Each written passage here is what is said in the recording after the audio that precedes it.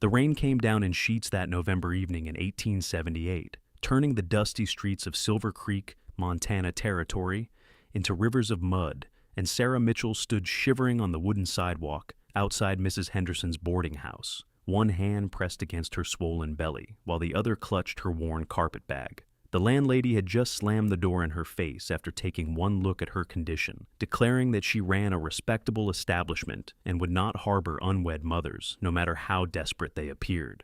Sarah felt tears mixing with the rain on her cheeks as she realized she had nowhere else to go, no money left for the stagecoach back east, and no family who would take her in after the scandal that had driven her from Boston 6 months ago. She had traveled all this way because her late mother's cousin supposedly lived in Silver Creek, but when she had finally arrived after weeks of grueling travel, she discovered that the woman had died 2 years prior. Now, Sarah stood alone in a frontier town where she knew no one, carrying a child whose father had abandoned her the moment she told him about the pregnancy. James Worthington III had been all charm and promises until reality intruded, and then he had simply disappeared, leaving her to face the consequences alone. Her own father, a prominent banker, had given her $50 and told her never to return, that she had brought shame upon the family name. Her mother had wept but said nothing, bound by her husband's decree. The cold November wind cut through Sarah's thin coat, and she wondered how much longer she could stand here before her legs gave out. She was 7 months along, and the journey west had taken everything out of her. She had rationed her money carefully, but the last of it had gone to pay for the stagecoach fare into Silver Creek. She had been counting on her mother's cousin to take her in, to help her through the birth, and perhaps help her find work afterward. Now that hope lay shattered like so many others. Through the rain, she could see warm light spilling from the windows of the saloon across the street, and from somewhere down the road came the sound of a piano playing a melancholy tune. Silver Creek was a cattle town, she had learned, thriving on the ranches that surrounded it and the cowboys who came in to spend their wages on whiskey and cards. It was not the kind of place that looked kindly on a woman in her situation, alone and pregnant with no ring on her finger. Sarah took a step forward, intending to try the next boarding house down the street, but her foot caught on her sodden skirts and she stumbled. Her carpet bag fell into the mud, and she would have followed it if strong hands had not caught her by the shoulders, steadying her with a firm but gentle grip. "Careful there, miss," a deep voice said, and Sarah looked up into the face of a man who appeared to be in his late 20s, with dark hair plastered to his forehead by the rain and concerned brown eyes studying her from beneath the brim of a dripping hat. He wore the typical garb of a working cowboy, denim pants and a leather vest over a soaked cotton shirt, and his hands were calloused and rough against her arms, even through the fabric of her coat. "Thank you," Sarah managed, her voice barely audible over the sound of the rain drumming on the wooden awnings. She tried to pull away, ashamed to have this stranger see her in such a state, but her legs wobbled and he kept his steadying grip. "You are not well," he said, and it was not a question. His eyes had taken in her condition, the pale exhaustion in her face, the way she swayed on her feet. "Have you somewhere to go? Someone expecting you?" Sarah shook her head, fresh tears welling up. "I thought I did, but she passed away. I just arrived today, and the boarding house would not take me." She gestured weakly toward Mrs. Henderson's establishment. "I was going to try another, but I do not think the answer will be different." The cowboy's jaw tightened, and something like anger flashed in his eyes, though Sarah sensed it was not directed at her. He bent to retrieve her muddy carpet bag, then straightened and seemed to come to a decision. "I have a room at the livery stable," he said. "Nothing fancy, just a small space above where the owner lets me stay in exchange for help with the horses. But it is dry and warm, and you are welcome to it. I can bed down in the hay for the night." Sarah stared at him, unable to comprehend such kindness from a complete stranger. "I could not possibly impose like that. You do not even know me." "I know you are cold and wet and need help," he replied simply. "My name is Thomas Blake. I work at the Double R Ranch about 10 miles outside town, but I come in once a month or so for supplies. I am headed back tomorrow, but for tonight, you need shelter more than I do." Something in his straightforward manner, the complete absence of judgment or ulterior motive in his expression, made Sarah want to weep with gratitude. "Sarah Mitchell," she said softly, "and I thank you more than I can say. I will only stay until I can find something else, I promise." Thomas shook his head. We will worry about that come morning. Right now, let us get you out of this rain before you catch your death." He offered his arm, and after a moment's hesitation, Sarah took it, leaning on his solid strength as he guided her down the muddy street toward the livery stable at the edge of town. The stable was a large wooden structure that smelled of hay and horses and leather, comforting in its warmth after the cold rain. Thomas led her past the stalls, where several horses nickered softly, and up a narrow flight of stairs to a small room tucked under the eaves. It was indeed simple, containing only a narrow bed, a chest of drawers, a washstand with a chipped basin and pitcher, and a single chair by a small window.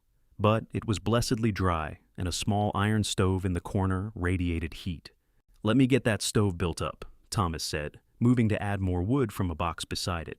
"And I will bring up some water so you can wash. There are blankets in the chest if you need more." Sarah sank onto the chair, suddenly unable to stand another moment.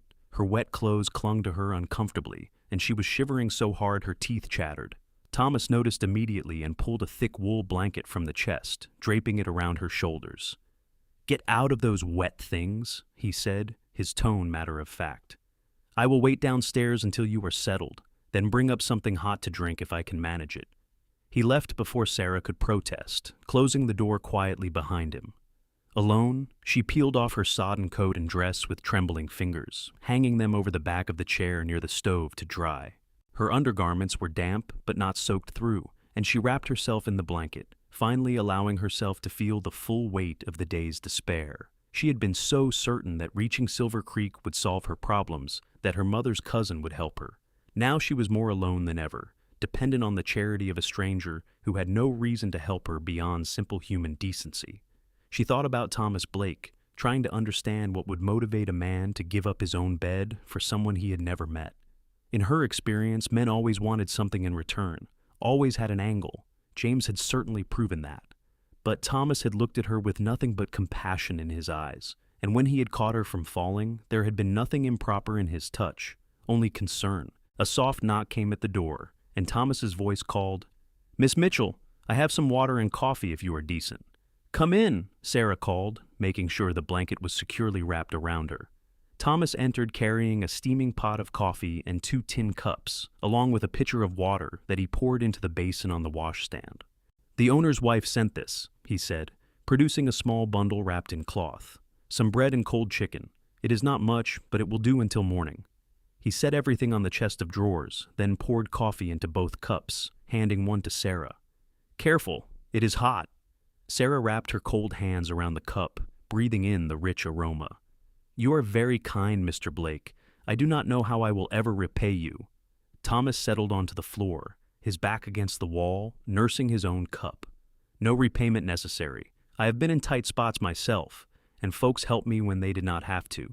That is how it works out here. We look after each other." They sat in silence for a moment, the rain still drumming on the roof, and Sarah felt herself beginning to thaw, both physically and emotionally. "How long have you been in Montana?" she asked, curious about this quiet man who had shown her such unexpected kindness. "About 5 years now," Thomas said. "Came out from Missouri after my folks passed. Started working on ranches, learning the trade. The double R is good work, fair pay, decent boss. I have been there 3 years now." He paused, seeming to consider his next words. "I do not mean to pry, Miss Mitchell, but you said you just arrived today. Were you planning to stay in Silver Creek, or were you passing through?" Sarah swallowed hard, debating how much to tell him, but something about Thomas's steady presence made her want to be honest. "I was hoping to stay. My mother's cousin lived here, or so I thought. I had nowhere else to go." She looked down at her cup. "The father of my child is not in the picture. My own family cast me out. I thought perhaps I could start over here, but it seems I was foolish to think it would be that simple." Thomas was quiet for a long moment, and Sarah braced herself for judgment, for the inevitable questions about her morals and choices. But when he spoke, his voice was gentle. "Nothing about starting over is simple, but it can be done. You are stronger than you think, to have come all this way alone in your condition." The kindness in his words nearly undid her, and Sarah had to blink back tears. "I do not feel very strong right now." "Strength is not about never being afraid or never needing help," Thomas said. "It is about keeping going even when things are hard. You did that. You made it here. That counts for something. They talked quietly as the rain continued, and Sarah learned that Thomas was 28 years old, the youngest of 4 sons. His parents had died of fever within days of each other, and his older brothers had already scattered to various parts of the country, leaving him with no ties to Missouri. He had heard that Montana Territory was beautiful and wild, and he had always loved working with horses. So he had drifted west and found his place on the Double R Ranch. "What about you?" he asked. "What was your life like back east?" Sarah told him about Boston, about her father's banking business and the comfortable but restrictive life she had led. She told him about James, though the telling brought a fresh wave of pain and anger. "I thought he loved me," she said quietly. "He said all the right things, made all the right promises. I believed him. And then, when I told him about the baby, he said I had trapped him, that I had done it on purpose. He said terrible things, and then he left town. I heard later that he went to New York. His family paid my father to keep quiet about the whole affair, to avoid scandal on their end." Thomas's expression had darkened as she spoke. "A real man does not run from his responsibilities. He should have stood by you." "Well, he did not," Sarah said, unable to keep the bitterness from her voice. "And now, here I am, 7 months along, with no prospects and no plan." "You will figure it out," Thomas said with quiet confidence. "Give yourself time to rest and think. Things always look better after a good night's sleep and a hot meal." He stood, setting his empty cup aside. "I should let you get some rest. You have had a long day." He moved toward the door, then paused. "I know this is not much, but you are welcome to stay here as long as you need. I will talk to the stable owner in the morning, explain the situation. He is a good man. I think he will understand." "What about you?" Sarah asked. "Where will you sleep?" Thomas smiled, a warm expression that lit up his whole face. "Do not worry about me. The hay is comfortable enough, and I have slept in worse places. You need the bed more than I do right now." After he left, Sarah unwrapped the bundle of food and ate slowly, savoring every bite. The bread was fresh, and the chicken was seasoned with herbs, better than anything she had eaten in weeks of travel.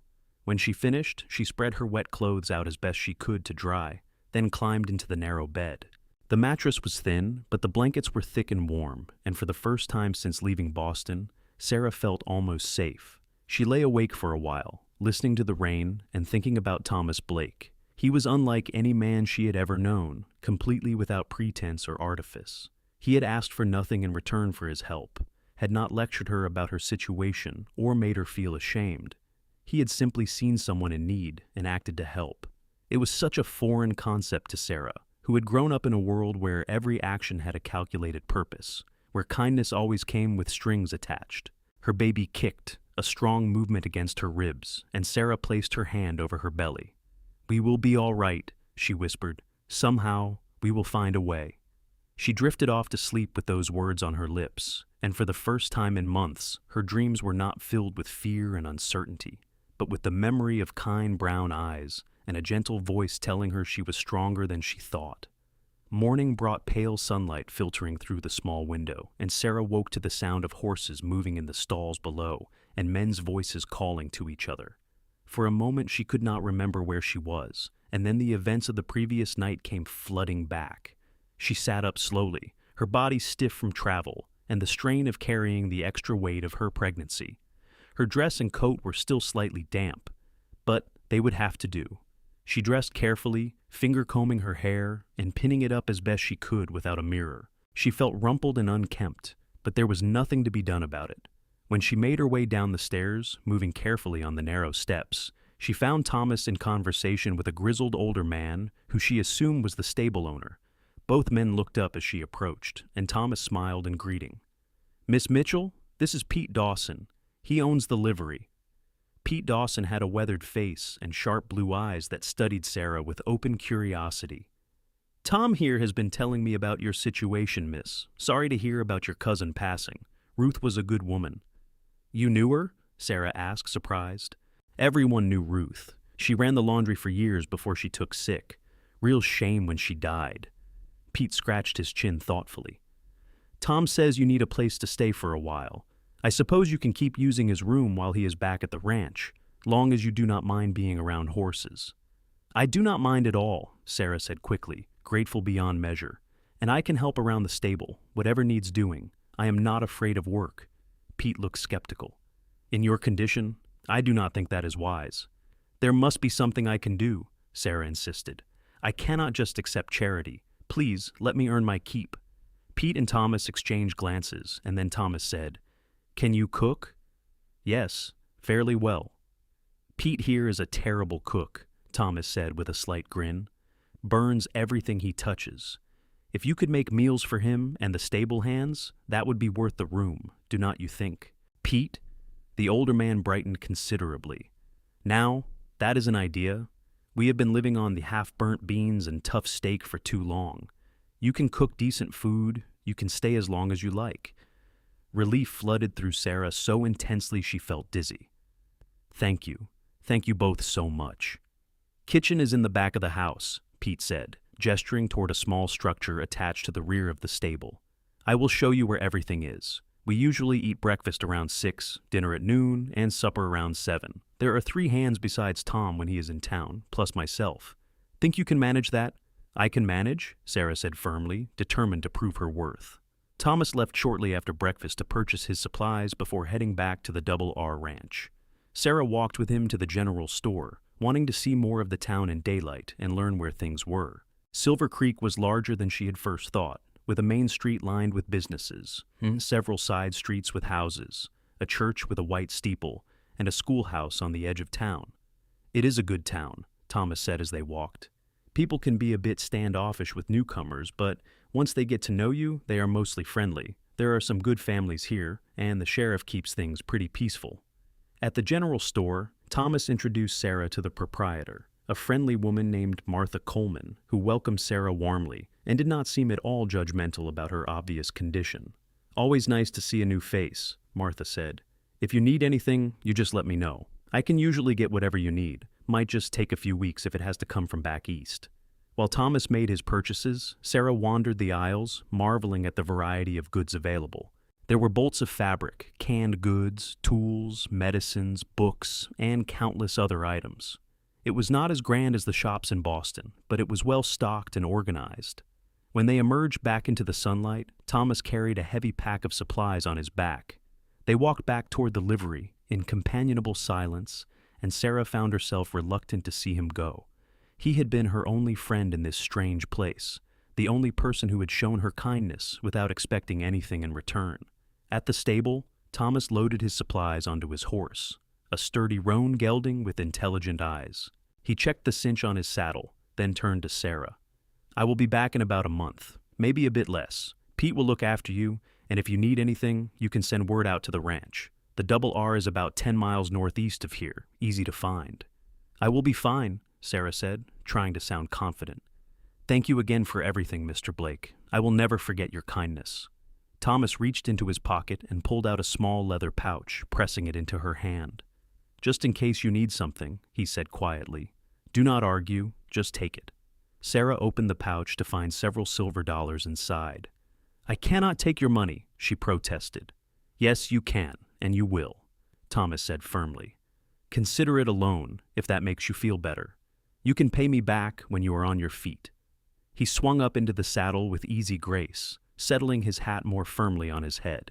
Looking down at her, his expression was serious. Take care of yourself, Miss Mitchell, and that baby. I will see you in a few weeks.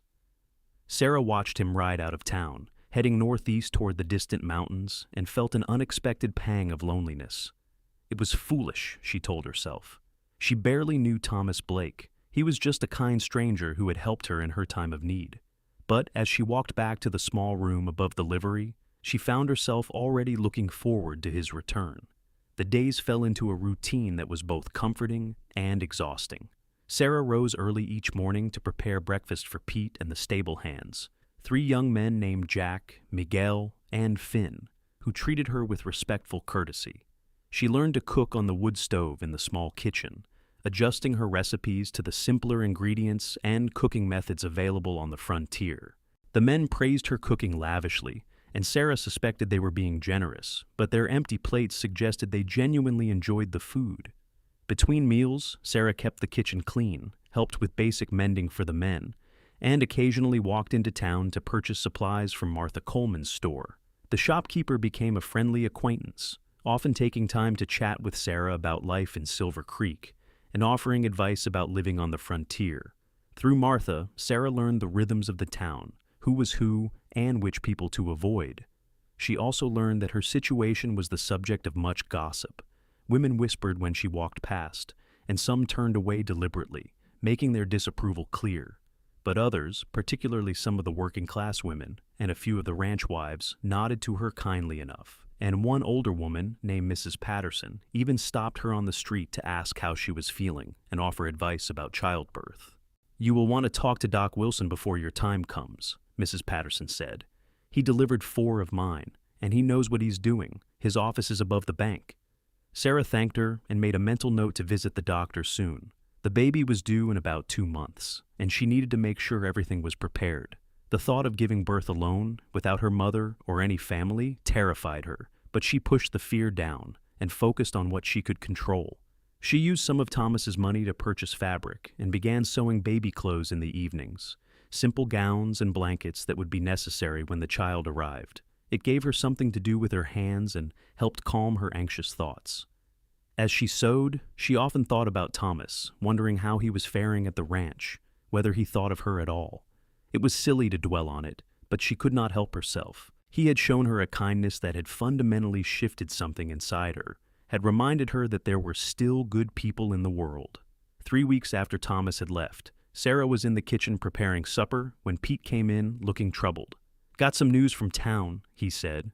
"There has been trouble up at the Double R Ranch. Rustlers hit them pretty hard, made off with about 50 head of cattle." Sarah's heart clenched. "Was anyone hurt?" "A couple of the hands got roughed up, but nothing too serious from what I heard. They are out tracking the rustlers now, but it is a big territory and the thieves have a head start." "Do you know if Thomas was involved in the fight?" Sarah asked, trying to keep her voice steady. Pete shrugged. "No details like that, just heard about the rustling at the saloon. But Tom is a capable man. I am sure he is fine." Sarah tried to focus on cooking, but her mind kept drifting to thoughts of Thomas in danger, chasing armed thieves across the wild landscape. She had no right to worry about him the way she did, but she could not help it. Over the past weeks, she had thought about him constantly, replaying their conversations, remembering the kindness in his eyes, the gentle strength in his voice. She was falling for him, she realized with a start. It was foolish and impossible and utterly impractical, but the truth settled in her chest like a warm stone. Thomas Blake, a cowboy she had known for one evening, had somehow worked his way into her heart simply by treating her like a human being worthy of respect and care. That night, lying in the narrow bed that still smelled faintly of leather and hay, Sarah pressed her hand to her belly and whispered, "Please let him be safe. Please." 2 days later, Thomas rode into town looking exhausted and dusty, but blessedly unharmed. Sarah saw him from the kitchen window as he approached the stable, and she had to physically restrain herself from running out to greet him. Instead, she waited until supper time, when he came into the kitchen with the other men, and then she had to focus on serving the food and not staring at him like a lovesick girl. But Thomas's eyes found hers immediately, and the warm smile he gave her made her heart flutter in a way that was both wonderful and terrifying. After the meal, when the other men had dispersed, Thomas lingered, helping her clear the dishes. "I heard about the rustlers," Sarah said, keeping her voice casual. "I am glad you are all right." "It was a rough few days," Thomas admitted. "We tracked them almost to the border before we lost the trail. The boss is not happy, but at least no one was seriously hurt. How have you been? Is Pete treating you well?" "Everyone has been very kind," Sarah assured him. "I have been cooking and keeping busy. It feels good to be useful." Thomas studied her face, his expression serious. "You look tired. Are you getting enough rest? You should not be overdoing it in your condition." The concern in his voice warmed her. "I am managing fine. The work is not too hard, and it keeps my mind occupied." They talked quietly as they finished the dishes, and Sarah learned about life on the ranch, the hard work and long days, the camaraderie among the cowboys, and the satisfaction of working with the cattle and horses. Thomas loved his work, that much was clear, and he spoke about the Double R with genuine affection. "I have to head back tomorrow," he said reluctantly. "We are short-handed right now, with 2 men still recovering from the fight, and there is a lot of work to be done. But I wanted to check on you, make sure you were settling in all right." "I am," Sarah said. "Thanks to you. I do not know what I would have done if you had not helped me that night." Thomas looked embarrassed by her gratitude. "Anyone would have done the same." "No," Sarah said firmly. "They would not have. You are a good man, Thomas Blake." He met her eyes then, and something passed between them, a connection that made Sarah's breath catch. For a moment she thought he might say something more, but then one of the stable hands called his name, and the moment was broken. That night, Thomas insisted that Sarah keep the room while he bedded down in the stable.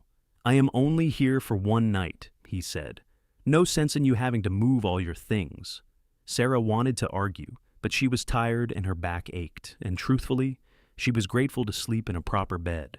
But she lay awake for a long time, thinking about Thomas just below her, and wondering what might happen between them, if anything at all. The next morning, he was gone before sunrise, riding back to the ranch before she even had a chance to say goodbye. Sarah told herself it was better this way, that she needed to focus on preparing for the baby and not on impossible dreams about a cowboy who probably saw her as nothing more than someone who needed help. But her heart did not listen to logic, and she found herself counting the days until his next visit to town. November turned to December, and the Montana winter set in with a vengeance. Snow fell heavily, blanketing the town in white, and the temperatures dropped so low that Sarah had to keep the stove burning constantly to stay warm. Her belly grew larger, making movement awkward, and she tired easily.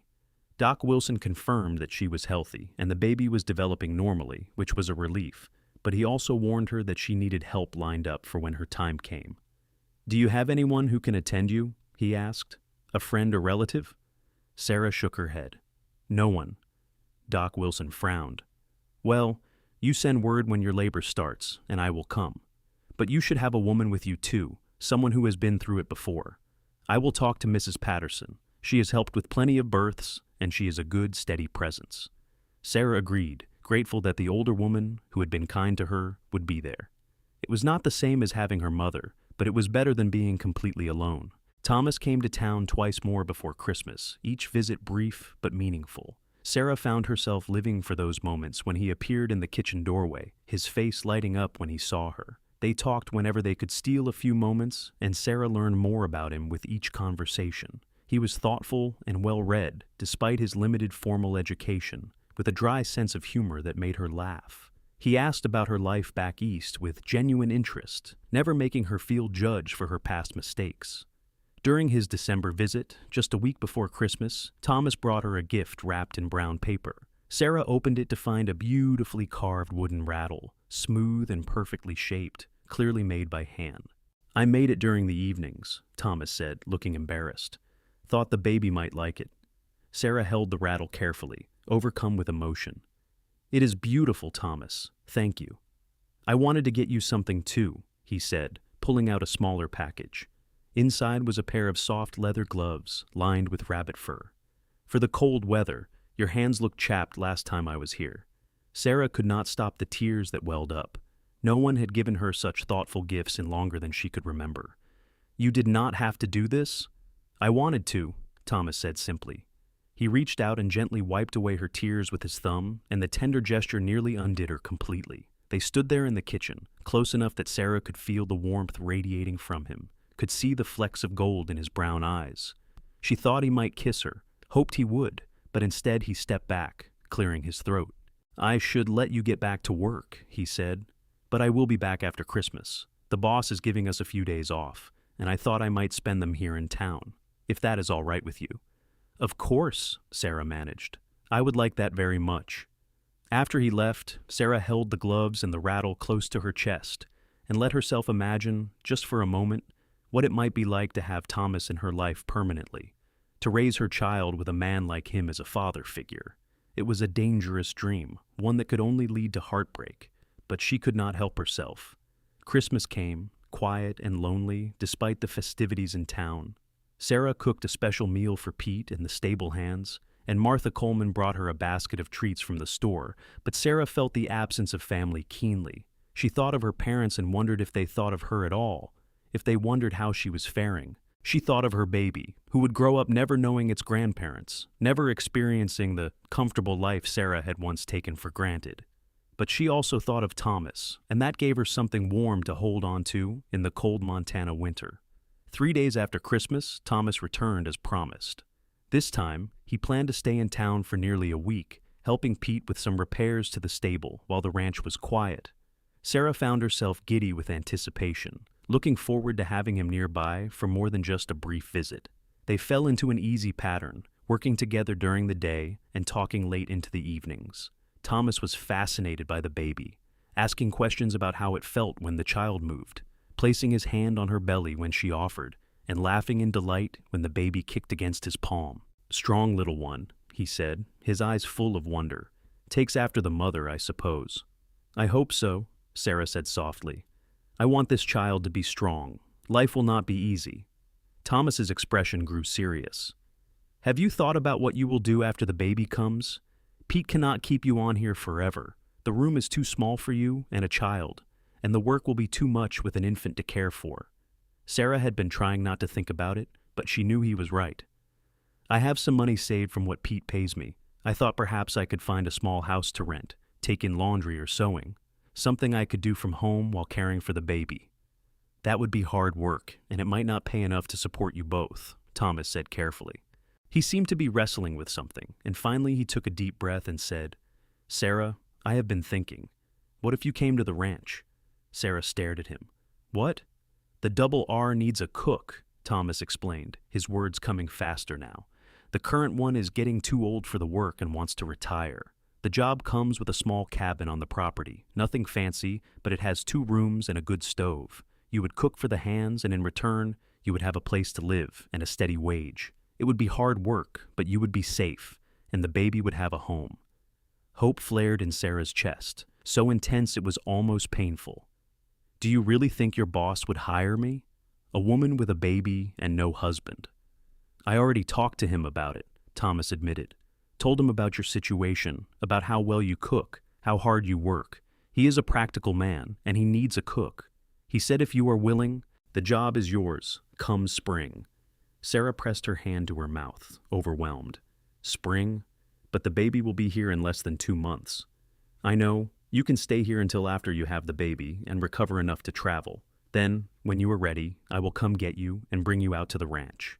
Thomas reached for her hand, holding it gently. "I know it is not a perfect solution, but it is a start, and you would not be alone. I would be there." The way he said those last words, with such quiet intensity, made Sarah's heart race. She looked into his eyes and saw something there that took her breath away, something warm and deep and full of possibility. "Why are you doing this?" she whispered. "Why do you care so much about what happens to me?" Thomas was quiet for a long moment, his thumb tracing gentle circles on the back of her hand. Finally, he said, "Because from the moment I caught you from falling that night in the rain, something changed for me. I have not been able to stop thinking about you, Sarah.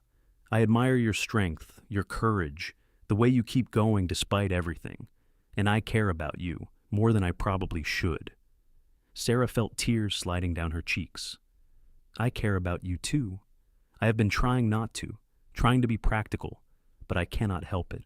You are the best man I have ever known." Thomas cupped her face in his hands, his touch infinitely gentle. "I know this is complicated. I know you are carrying another man's child, and I know people will talk, but I do not care about any of that. If you will let me, I want to be part of your life, Sarah, yours and the baby's." "Are you sure?" Sarah asked, needing to hear him say it. "This will not be easy. People will judge you for being with me." "Let them judge," Thomas said firmly. "I know what I want, and I want you." He kissed her then, soft and sweet, a kiss full of promise and tenderness. Sarah melted into it, wrapping her arms around his neck as best she could with her large belly between them, and for the first time since James had abandoned her, she felt truly cherished. When they finally pulled apart, both breathless, Thomas rested his forehead against hers. "So, you will come to the ranch? You will let me help you?" "Yes," Sarah whispered. "Yes, I will come." They spent the rest of Thomas's time in town, making plans for the future, talking about practical things like what Sarah would need for the baby and how the move to the ranch would work. But underneath all the practical talk was a current of emotion, a growing connection that neither of them could deny. On Thomas's last night before returning to the ranch, he gave her one more gift, a simple silver ring that had belonged to his mother. "I know we cannot marry yet," he said. "It is too soon, and people would question it. But I want you to have this, as a promise. When enough time has passed, when you are ready, I would be honored if you would be my wife." Sarah looked at the ring through a blur of tears. "I would be honored to be your wife, Thomas Blake, whenever you think the time is right." She slipped the ring onto her finger, where it fit perfectly, and kissed him with all the love and gratitude and hope that filled her heart. January brought bitter cold and more snow, but Sarah felt warmer than she had in months, sustained by the love growing between her and Thomas. He wrote to her when he could, simple letters delivered by the occasional ranch hand who came to town for supplies, telling her about his days and asking about her health. Sarah treasured each letter, reading them over and over until she had them memorized.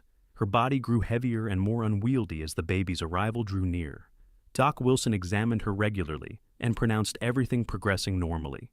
Mrs. Patterson visited several times, bringing baby clothes her own children had outgrown and offering advice about labor and delivery that both reassured and terrified Sarah. Thomas managed 2 more visits before the baby came, each one brief but precious. He brought supplies for the baby, things Sarah had not even thought to get: soft blankets, tiny socks, a beautiful cradle he had built himself during long winter evenings. Each gift made Sarah love him more, made her more certain that somehow, against all odds, they would build a life together. "I wish I could be here when the baby comes," Thomas said during his last visit in late January. "But I do not know when that will be, and I cannot just leave the ranch without notice." "I know," Sarah said, trying to hide her disappointment. She had been secretly hoping he would be there, even though it made no practical sense. "I will be fine. Doc Wilson and Mrs. Patterson will take care of me. Send word as soon as you can," Thomas said, pulling her into his arms carefully. "I will come as soon as I hear."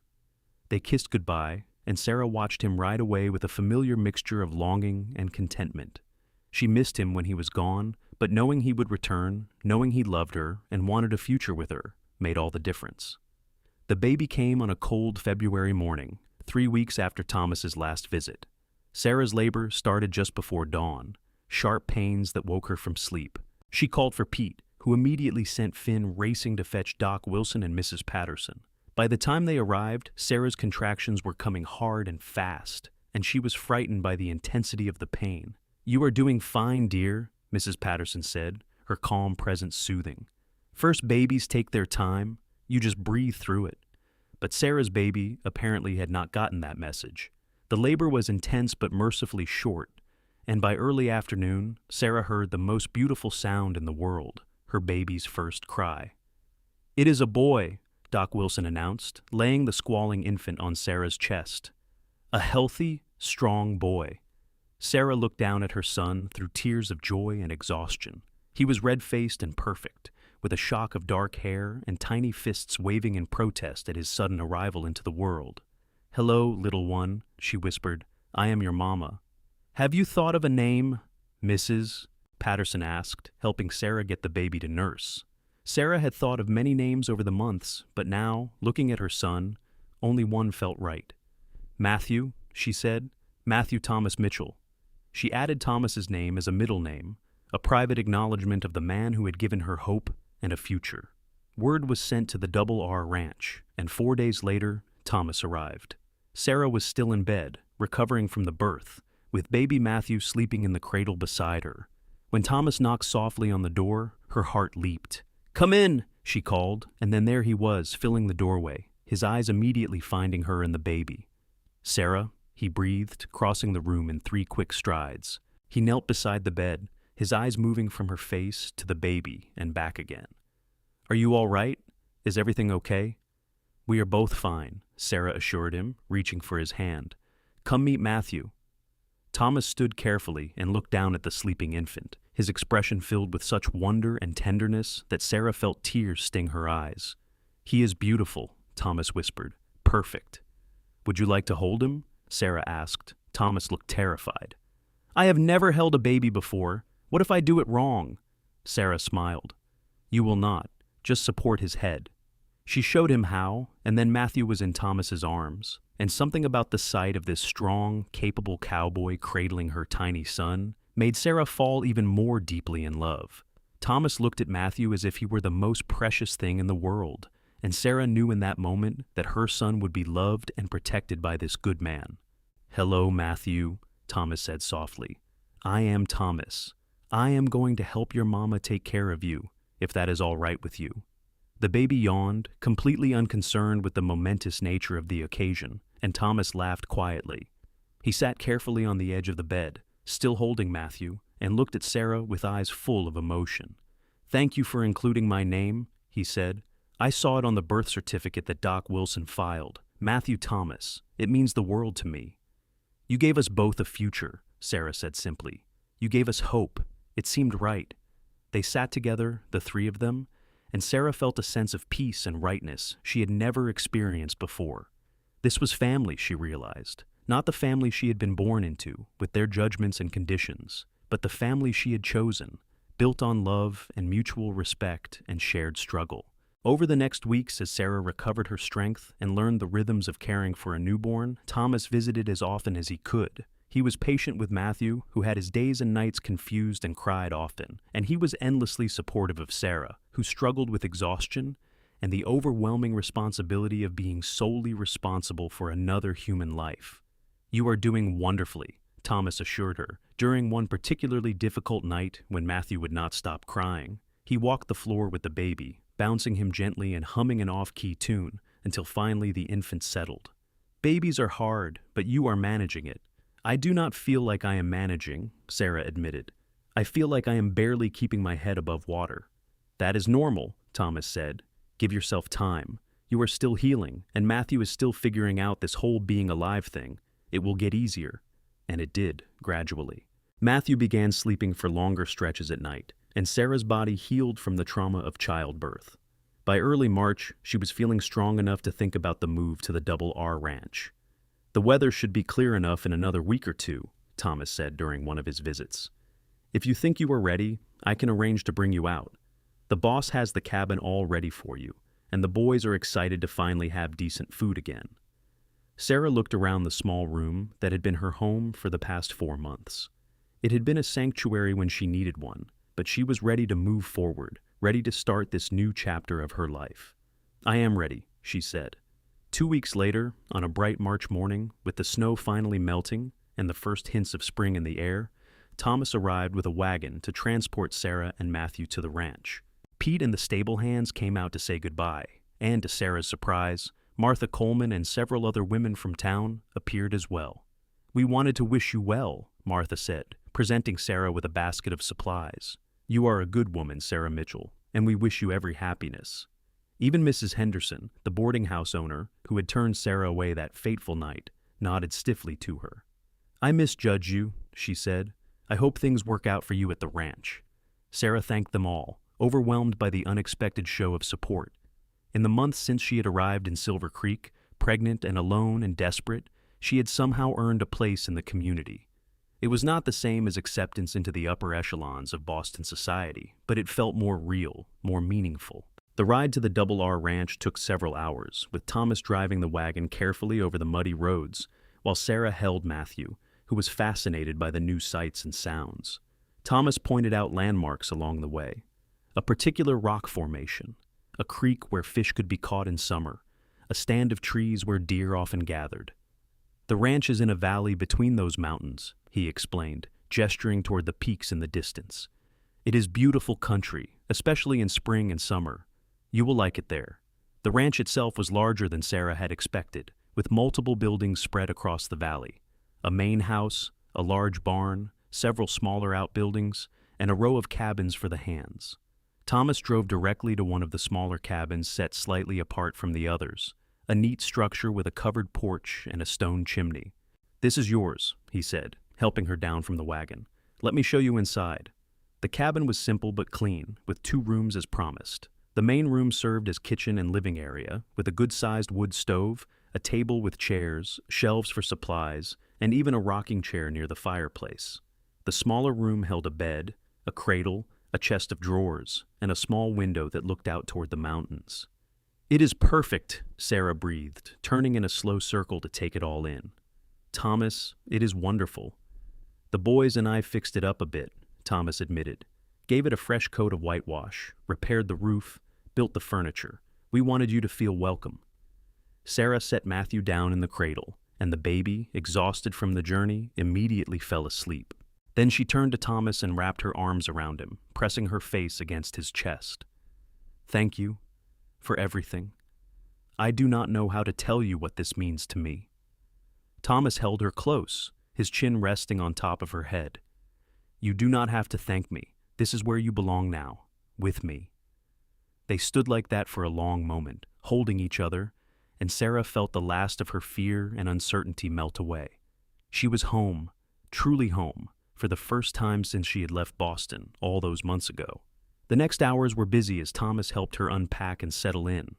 Other ranch hands stopped by to introduce themselves, a grizzled old cowboy named Rusty, who had been with the ranch for 20 years, a quiet Mexican man named Carlos, who spoke little English but smiled warmly, and several younger men who all tipped their hats politely and welcomed her to the Double R. The ranch owner, Mr. Richard Davidson, came by in the afternoon. He was a stern-looking man in his 50s with gray hair and sharp blue eyes, but his voice was kind when he spoke. "Miss Mitchell, welcome to the ranch. Tom here speaks very highly of you, and we are glad to have a proper cook again. Meals are at 6 in the morning, noon, and 6 in the evening. You will be cooking for about 15 men, sometimes more when we have extra hands hired on. Can you manage that?" "I can manage," Sarah said confidently. She had been cooking for smaller groups for months. Scaling up would be a challenge, but not an insurmountable one. "Good. The kitchen is in the main house. Tom can show you around. You start tomorrow, but take today to get settled. Mr. Davidson glanced at Matthew, sleeping peacefully in his cradle. "Fine-looking boy. You let me know if you need anything for him." After he left, Thomas showed Sarah the kitchen in the main house, a much larger space than she was used to, with a massive cast-iron stove, ample counter space, and a well-stocked pantry. "Supplies come in once a month from town," Thomas explained. "If you need something special, you put it on the list and the boss will order it. We have chickens for eggs, a milk cow, and a large garden in summer. In winter, a lot of what we eat is preserved or dried, but come spring and summer, you will have fresh vegetables." Sarah surveyed the kitchen with a critical eye, already planning meals in her head. This was more ambitious than anything she had attempted before, but she was determined to succeed. This job was not just employment, it was her ticket to independence, to a life where she could support herself and Matthew without relying on charity. That first evening, Thomas stayed with her in the cabin, helping her prepare a simple supper and playing with Matthew, who was becoming more alert and interactive every day. The baby seemed to recognize Thomas now, turning his head toward the cowboy's voice and even offering a gummy smile that made Thomas grin with delight. "He likes you," Sarah observed, watching them together. "I like him too," Thomas said. "He is a good little fellow." He looked up at Sarah, his expression serious. "I know we have talked about the future, about eventually getting married, but I want you to know there is no pressure, Sarah. Take all the time you need. I am not going anywhere." Sarah came to sit beside him, reaching for his free hand, while he held Matthew with the other. "I know we should wait longer to avoid scandal, but honestly, Thomas, I do not want to wait. I love you. I have loved you for months now, and Matthew needs a father. If you are still willing, if you still want to marry me, I would like to do it soon." Thomas's face lit up with joy. "Are you sure people will talk?" "Let them talk," Sarah said, echoing his words from months before. "I am tired of living my life according to what other people think. You are the best man I have ever known, and I want to be your wife. I want Matthew to grow up knowing you as his father. If you will have us, we are yours." Thomas set Matthew carefully back in his cradle, then pulled Sarah into his arms and kissed her deeply, a kiss that held all the love and promise and hope of their future together. When they finally pulled apart, both breathless, Thomas said, "I will talk to the boss tomorrow, ask for a few days off. We can go into town, see the minister, and get married properly. Would you like that?" "I would like that very much," Sarah whispered, and kissed him again. They were married a week later in the small white church in Silver Creek, with Pete Dawson and Martha Coleman standing as witnesses. Sarah wore a simple blue dress that Martha had helped her alter to fit properly, and Thomas wore his best clothes, his hair neatly combed and his face freshly shaved. The minister, a kind elderly man named Reverend Williams, performed the ceremony with quiet dignity, asking no questions about Sarah's baby or the circumstances that had brought them together. When Thomas slipped a gold wedding band onto Sarah's finger, next to his mother's silver ring, and said, "I do," Sarah felt tears of happiness streaming down her face. This was nothing like the grand wedding she had once imagined for herself, with hundreds of guests and elaborate decorations, and a dress that cost more than most people earned in a year. But it was real and meaningful in a way that fantasy wedding never could have been, because it was based on genuine love and respect and partnership. "I now pronounce you husband and wife," Reverend Williams said with a smile. "You may kiss your bride." Thomas did, gentle and sweet, and Sarah heard Martha sniffle happily behind them. When they turned to face their small audience, she saw Pete grinning widely and several townsfolk who had gathered in the church smiling their approval. They spent their wedding night in a hotel in Silver Creek, with Matthew sleeping peacefully in a borrowed cradle. It was Sarah's first time making love since James had abandoned her, and she had been nervous about it, worried that the memories would intrude. But Thomas was patient and gentle, taking his time, making sure she was comfortable and willing at every step. "We do not have to do anything you are not ready for," he murmured, kissing her softly. "I can wait as long as you need." "I am ready," Sarah whispered, and she meant it. This was nothing like the furtive, guilt-ridden encounters with James. This was her husband, a man who loved her, and had proven that love through actions, not just words. When they came together, it was tender and beautiful, and everything Sarah had hoped physical love could be. Afterward, lying in Thomas's arms with her head on his chest, listening to the steady beat of his heart, Sarah felt a peace she had never known. "I love you," she said softly. "I love you too," Thomas replied, pressing a kiss to the top of her head. "You and Matthew both, my family." They returned to the ranch the next day, and Sarah threw herself into her new role with determination. Cooking for 15 hungry cowboys was demanding work, requiring her to rise before dawn to prepare breakfast and often not finishing cleanup until late in the evening. But she found satisfaction in the work, in seeing the men's appreciation for good food after months of barely edible meals. Thomas helped whenever he could, watching Matthew while Sarah worked, hauling water, chopping wood for the stove. The other hands quickly accepted Sarah as one of them, treating her with respectful courtesy, and often helping with small tasks without being asked. Carlos's wife Rosa, who lived on a nearby ranch, became a friend, stopping by regularly to visit and offering advice about everything from cooking to raising children. As spring turned to summer, Sarah's life settled into a comfortable rhythm. She learned the patterns of ranch life, the busy times during calving and branding, the quieter periods when the hands could relax a bit. She tended a large garden, preserving vegetables for the winter, and learned to make do with the supplies available on the frontier. Matthew grew rapidly, becoming a fat, happy baby who loved being passed around among the cowboys, all of whom seemed to compete for his smiles.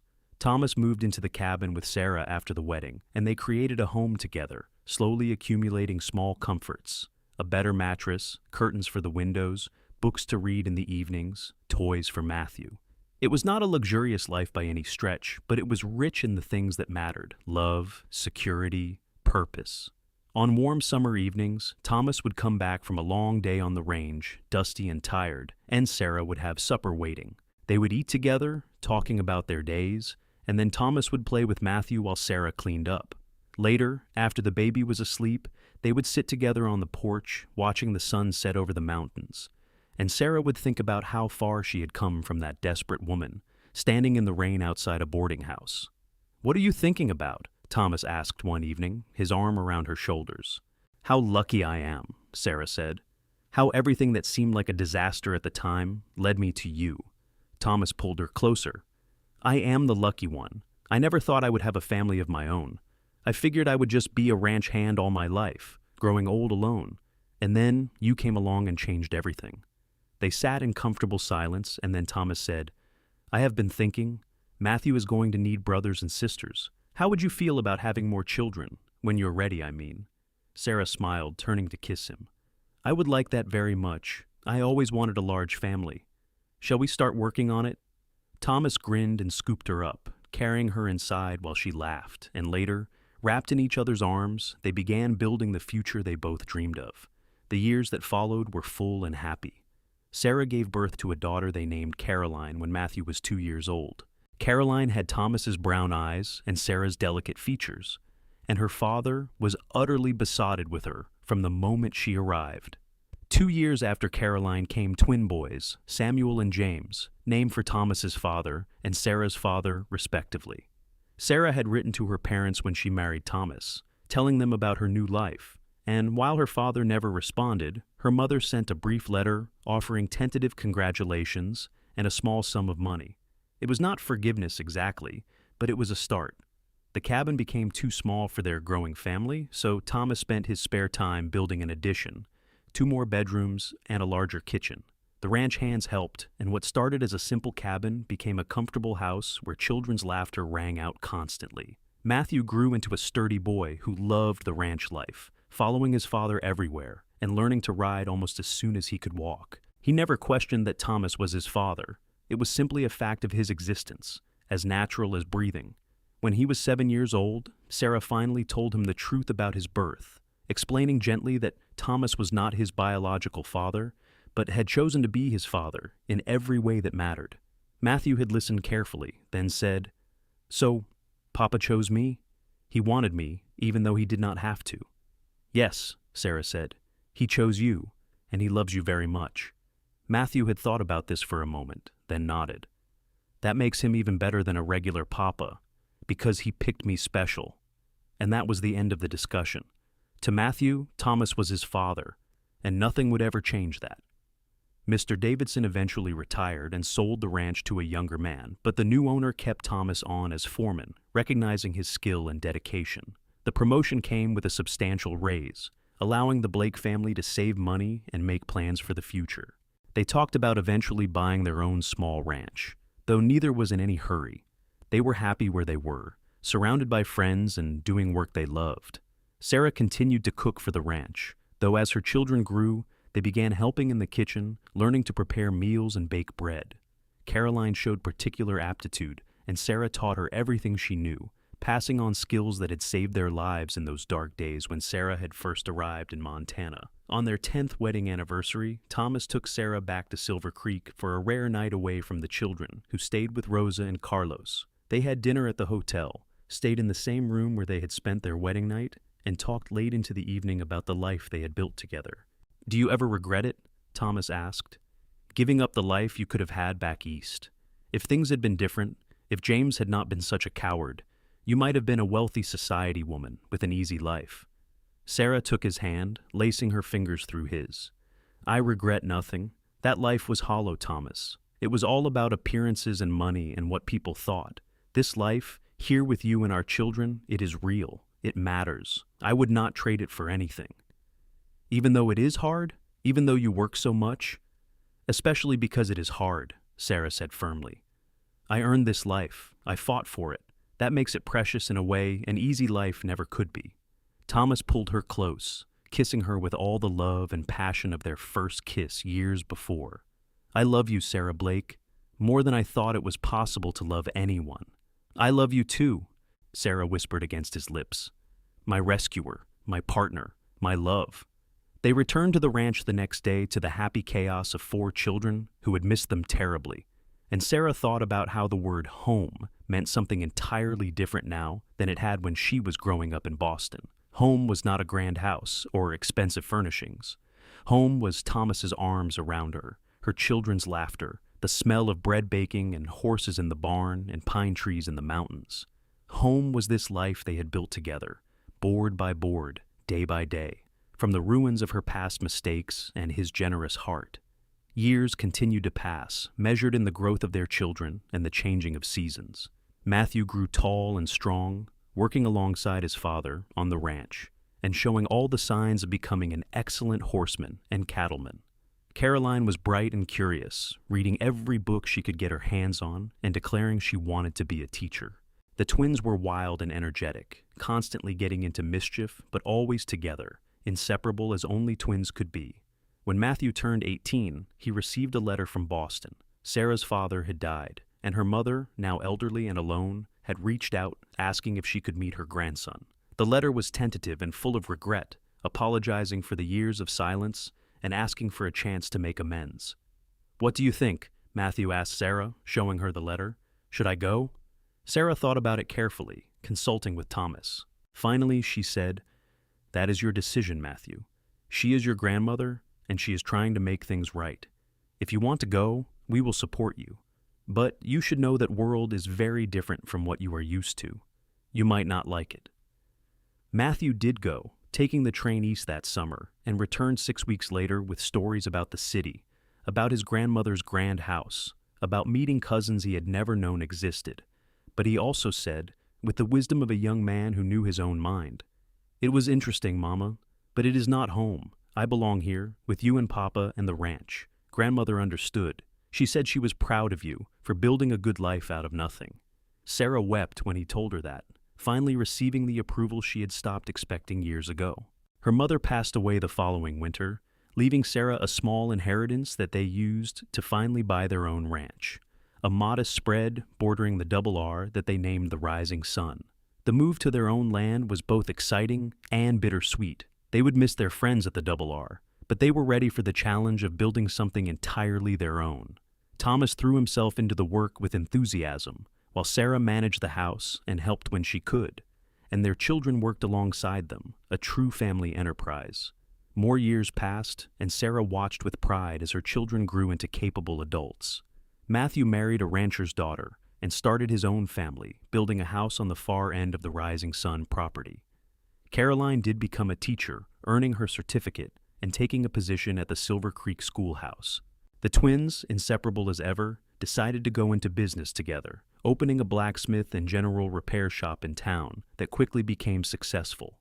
Sarah's hair turned gray, and Thomas's face developed deep lines from years of sun and wind, but they remained deeply in love, still stealing kisses when the children were not looking, still sitting together on the porch in the evenings to watch the sunset. They had built something lasting and true, a legacy not of money or status, but of love and hard work and family. On their 25th wedding anniversary, surrounded by children and grandchildren, Sarah stood in the house Thomas had built and thought about the terrified, pregnant woman she had been, standing in the rain with nowhere to go.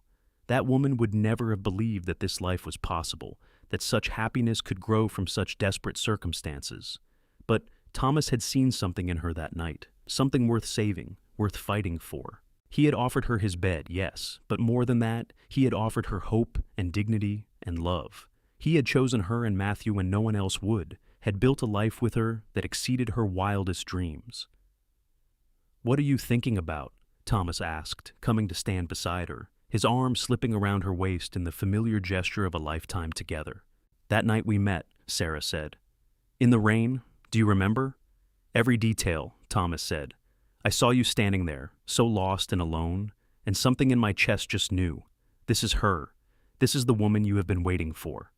Even though I was pregnant with another man's child, even though I was a scandal waiting to happen, even though," Thomas confirmed, "none of that mattered. What mattered was the strength I saw in you, the determination to keep going even when everything was against you. I knew then that you were someone special, someone worth knowing. I just did not realize yet how much you would come to mean to me." Sarah turned in his arms, looking up at the face she loved more than any other. "You saved me, Thomas. You and Matthew both. You gave me a reason to keep fighting, a future to believe in." "We saved each other," Thomas corrected gently. "I was just drifting before I met you, Sarah. You gave me purpose, family, love, everything that matters." They kissed, a sweet, lingering kiss that held 25 years of love and partnership, and around them, their family laughed and celebrated, a testament to what two people could build when they chose love over judgment, hope over despair. As the evening wore on and the stars came out over the Montana sky, Sarah looked around at the life she and Thomas had created. Children grown and thriving, grandchildren playing in the yard, friends and neighbors gathered to celebrate their love. This was what happiness looked like, she realized. Not perfection, not ease, but purpose and family, and the knowledge that you were loved and valued for exactly who you were. The boarding house had turned her away that cold November night, heavy with child and desperate for shelter, but a cowboy had given her his bed, and in doing so, had given her everything that truly mattered. He had seen past her circumstances to the woman she was and the woman she could become. He had offered not just charity, but partnership, not just shelter, but home, not just kindness, but enduring love. And Sarah had taken that gift and built a life beyond anything she could have imagined, a life rich with meaning and purpose and joy. The scandal that had driven her from Boston was long forgotten, buried under years of hard work and genuine connection. She was Sarah Blake now, wife and mother and grandmother, respected member of the community, woman who had faced down adversity and emerged victorious. As the celebration continued around them, Thomas pulled Sarah close and whispered in her ear, "Thank you for saying yes that night. Thank you for trusting me. Thank you for building this life with me." "Thank you for asking," Sarah whispered back. "Thank you for seeing me when no one else would. Thank you for loving me and Matthew and all our children. Thank you for being exactly who you are." They stood together in the twilight, two people who had found each other against all odds and built something beautiful from the ashes of heartbreak and loss. The future stretched ahead of them, full of promise and possibility, and they would face it together, as they had faced everything for the past 25 years, hand in hand, heart to heart, forever bound by a love that had started with a simple act of kindness on a rainy November night. The years that followed their anniversary celebration were gentler, allowing Sarah and Thomas to step back from the daily grind of ranch work and let their children take over the primary responsibilities. Matthew ran the Rising Sun with skill and dedication, having inherited both Thomas's way with cattle and Sarah's business sense. The ranch prospered under his management, expanding gradually and earning a reputation for quality livestock and honest dealings. Sarah spent her days tending a smaller garden now, cooking for family rather than a bunkhouse full of hands, and doting on her growing number of grandchildren. There were 7 of them by the time she turned 50, ranging from Matthew's oldest son Thomas, named for his grandfather, down to the twins' youngest daughter Emma, and Sarah loved each of them fiercely. She taught the granddaughters to cook and sew, passing on the skills that had sustained her through hard times. She taught the grandsons to read and write, having learned the value of education through Caroline's success. And she told them all stories about the old days, about their grandfather's kindness and their father's childhood, carefully editing out the more painful details, but ensuring they understood that good things could come from difficult beginnings. Thomas, now in his 50s, still worked the ranch, but at a slower pace, often taking young Thomas and the other grandchildren with him to teach them about horses and cattle. He had a gift for making even the hardest work seem like an adventure, and the children adored him, following him everywhere and hanging on his every word. Sarah often watched him with the grandchildren and felt her heart swell with love. This man, who had been a solitary cowboy with no family of his own, had become the patriarch of a clan, beloved by children and grandchildren who would carry his lessons and his love forward into future generations. It was a legacy more valuable than any amount of money, and Sarah was grateful beyond measure to have helped build it. One autumn afternoon, when the leaves were turning gold and the air had that crisp bite that promised winter, Sarah and Thomas took a rare day away from the ranch to ride up into the mountains, just the two of them. They packed a simple lunch and rode slowly, enjoying the beauty of the changing season and the peace of being alone together.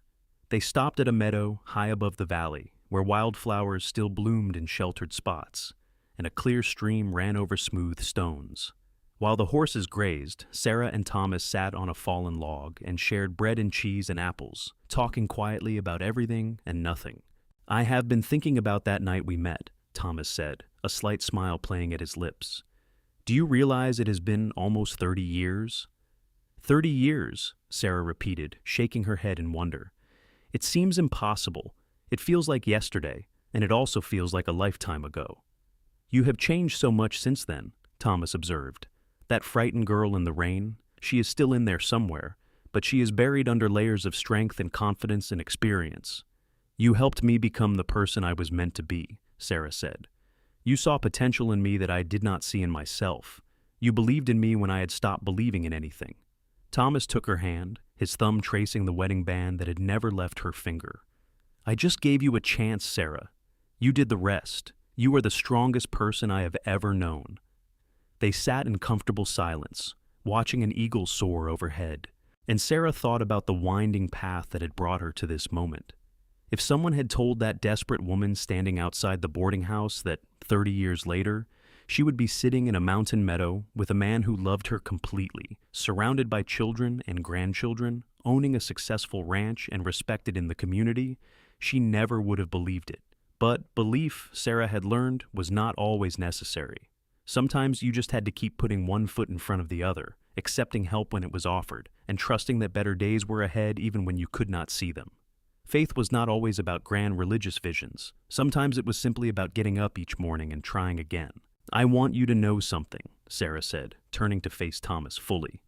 "If I could go back and change everything, if I could erase James and the pregnancy and all the pain that brought me to Montana, I would not do it. Because then, I would not have you, and I would not have the life we built together. I would not trade that for anything." Thomas's eyes grew suspiciously bright. "Even knowing how hard it was, how much you suffered." "Even knowing all of that," Sarah confirmed. "The hard times made me appreciate the good times more. The suffering taught me compassion. The fear taught me courage. And all of it brought me to you. So no, I would not change a thing." Thomas pulled her close, kissing her forehead, her cheeks, finally her lips. "I love you, Sarah Blake. I have loved you for 30 years, and I will love you for all the years I have left." "And I love you," Sarah whispered. "My rescuer, my husband, my best friend, my everything." They rode back to the ranch as the sun was setting, painting the sky in shades of pink and gold, and Sarah felt a profound sense of contentment. Her life had not been easy, but it had been good, filled with purpose and love and meaning. She had survived betrayal and rejection, had built something worthwhile from nothing, had raised children who would make the world better, and had loved and been loved by a man who saw her true worth. As they crested the last hill and looked down at the rising sun ranch, with lights glowing in the windows of the house and smoke rising from the chimney, Sarah realized this was what redemption looked like. Not a grand gesture or a dramatic transformation, but simply this: a life well lived, a family well loved, a future worth looking forward to. The boarding house had turned her away, but the cowboy had taken her in, and in doing so had set in motion a chain of events that had changed both their lives irrevocably. It was proof, Sarah thought, that kindness mattered, that small acts of compassion could have enormous consequences, and that love, when it was real and true and grounded in mutual respect, could overcome any obstacle. They rode down the hill toward home, toward the life they had built together, and Sarah knew with absolute certainty that she was exactly where she was meant to be. The journey had been long and hard, but every step had been worth it because it had led her here, to this man, to this family, to this moment of perfect peace and happiness. And as they put the horses away and walked hand in hand toward the house where their grandchildren were waiting to greet them, Sarah sent up a silent prayer of gratitude for the cowboy who had given her his bed that cold November night, and in doing so, had given her everything.